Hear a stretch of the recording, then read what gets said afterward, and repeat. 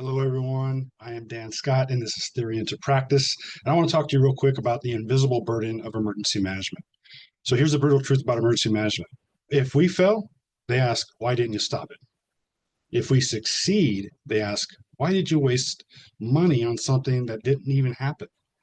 How ridiculous is that, right? That's the paradox of emergency management. That's the invisible weight that we carry as emergency managers during crisis and during blue skies. So today on Theory and Practice, we're going to basically talk just a little bit of the unseen cost of doing our jobs well and how to lead even when people don't understand the value of what we're doing. Listen, if you're in the profession, you've probably been there and you probably understand what I'm talking about. You've wrote the plan, you've ran the drill, you stoked you did the fire, you put together the gear, and then the blue skies, they stayed clear. Nobody talked to you, right? And you after everything's said and done, you had done nothing, and then the storm hit, right? And then you're the first one on the chopping block. You're the first one that gets called to the plate. You're the first one that gets all eyes on, right? So let's unpack this paradox. And more importantly, let's talk about how we can lead through it. All right. So the preparedness paradox, and I've been putting some stuff out on this recently, but let's start with the good emergency manager being invisible. It's not, that's a fallacy. The good emergency manager needs to be as visible as possible all the time. When you're invisible, when things go wrong, then you're front and center. When nobody sees who you are, the thing happens, and then you got to step in. Then everybody looks at you, and then they're like, "Where's this guy been? What's this guy doing? Or what's this gal doing?" So when things go right, then we disappear again. We go back into the background. We need to be as visible as possible. We need to be seen and we need to be heard. That's the preparedness paradox, right? Because for the most part, most emergency managers are in the background. They're only seen when things go wrong, and that allows for speculation, allows for doubt, that allows for untrue things to be said. People don't understand what you do and why you do and how you do it and why it benefits them. They question why you exist. If you do your job well and it looks like you're never needed, when it comes time, that's what they're going to think, that you're not needed anymore. So you need to make yourself needed. You need to make yourself so valuable that you would never be called into question as far as what you bring to the organization which you represent. Try selling that ounce of prevention, right? The prevention is what we need to be switching to, prevention and mitigation. Mitigation overall is the work that we can be doing to potentially prevent or limit the amount of destruction that takes place, or a lot of cost that has occurred. So if nothing else happens, the investment feels like a waste to most people. The more you're seen and the more you're visible and the more you're allowing them to see what you're doing, why you're doing it, how you're doing it, how it benefits them, the less that question gets asked. And if it does get asked, you have an answer. So why do we still do what we do?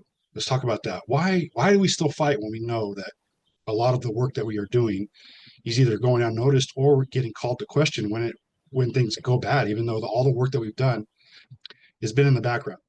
Okay, so because we're not in it for the applause, we're not in it for notoriety. That's not why I'm telling you that you need to be seen and you need to be heard. It's not to get notoriety. It's not just so that people know how great you are. It's so they know how valuable you are. But you have to know how valuable you are as well. So where in resilience and preparedness and mitigation come in, it's for the community. It's for the people that we represent. It's for the people that we serve. And if we're not doing that, if we're not putting ourselves out there, we're not letting everybody know, we're not getting everybody involved, it's ultimately gone unseen. But one of the things that we can do for that is we are designed to serve. Okay, we serve because we believe in the mission of save lives, property, and the environment. And it's noble. It really is. It's necessary, but it's not for notoriety. So a lot of the people that come into the profession or are in the profession feel like they're doing what they do if they just sit and they get their offices and they're writing their plans and they're at the occasional meeting and they show up to the occasional exercise, but nobody really knows who they are, what they're doing. And so leading through that paradox, leading through even for most of us too that might feel introverted, they don't feel that it's unnatural for us to be so visible, so heard, and so involved.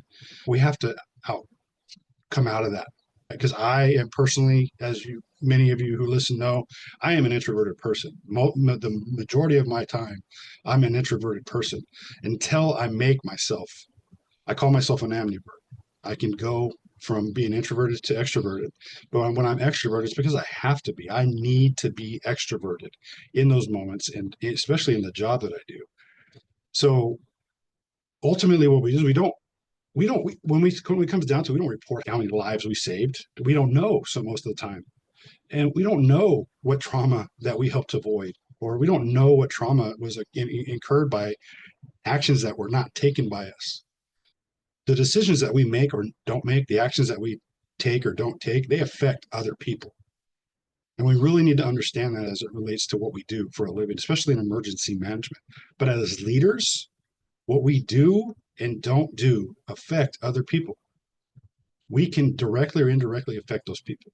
And I am calling for directly making that decision to directly affect the people that you serve, that you work with, that you interact with. We need to be basically the best part of someone's worst day. And we need to write our own narrative. We need to stop letting others write our narrative.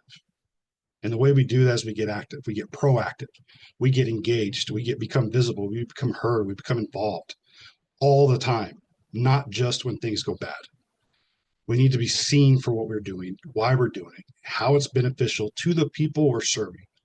So get upstream on those decision makers, get at the same table, talk to them, let them know how valuable you are, because you're valuable. Your ability to see that value and allow others to see that value, that's where your job depends on the actions or inactions of what you're doing every day. It's not just about writing plans. Okay, emergency management and leadership in general, it's not just about writing a plan or writing a visionary statement.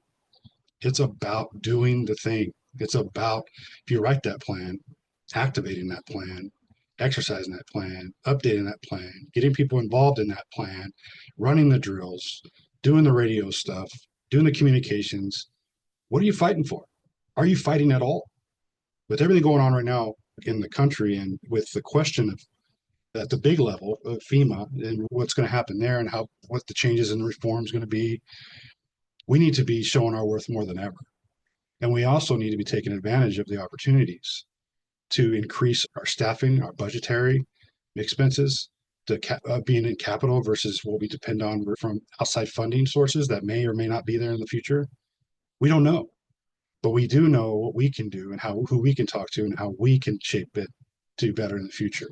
And one of the things that we need to be shifting, and they don't need to be big shifts. They don't need to be like, oh, okay, now you're popping out of the box and you're ultimately just, here I am, everybody. Just little things. Show up at the meetings, speak up at the meetings, be at the events more, ask to be at the table, ask others if there's anything you can do to aid them, ask others to be involved in what you're doing. That will truly benefit you in your program. If you don't ask for help, people don't know that you need it. And you may not need it, but you might need the people. You might need the people to support you in later when it comes down the road. And if they've seen what you do and how you do it and how it benefits them and that you've engaged in the process, they're the ones too that are like, yeah, they're more likely to step up and say, yeah, we need that. We need that individual. We need that program. We need that department. We need what they do for our community and for our organization. Overall, just thanks for listening. Thanks for taking the time. This is Theory into Practice. This episode, basically, if it resonated with you, please share it. My goal is to grow not only the podcast, but the platform overall. So if you found value here, you know someone who will find value here, please share it. Please comment. Please subscribe to the channel, the YouTube channel, or follow the podcast at your list. I value you. I value what you do, and I value what we can do for the world, what we can do for our communities and our organizations and our jurisdictions and the people, the individual that we could help in doing what we do. So please follow the show. Please leave a review or a comment. I would love that. Until next time, this is Dan Scott. My goal here is for us to get to better and to do it together. And I will talk to you next time.